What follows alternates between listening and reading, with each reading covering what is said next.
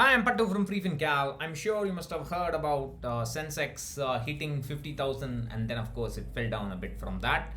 All these numbers and milestones, they actually don't mean anything for the investor.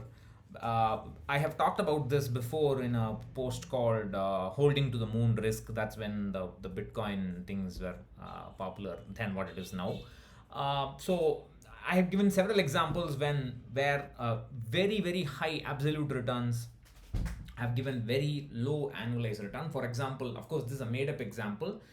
Suppose a person buys an index when it was say 6,250 and waited through several market crashes, bull runs, bear runs, sideways market, whatever you want to call it, and finally checks the return, the annualized return when the index hits 50,000.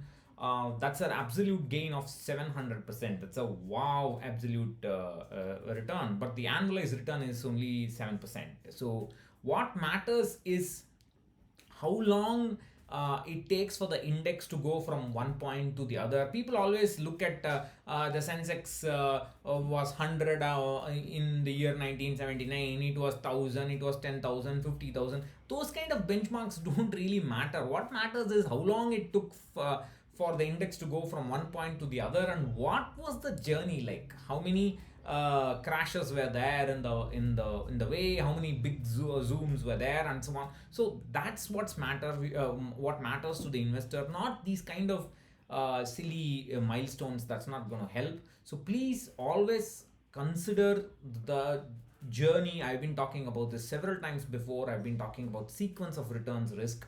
You can see the videos on that. So please ignore such milestones. They're just used for selling stuff. Other than that, they're not of any use. Bye bye.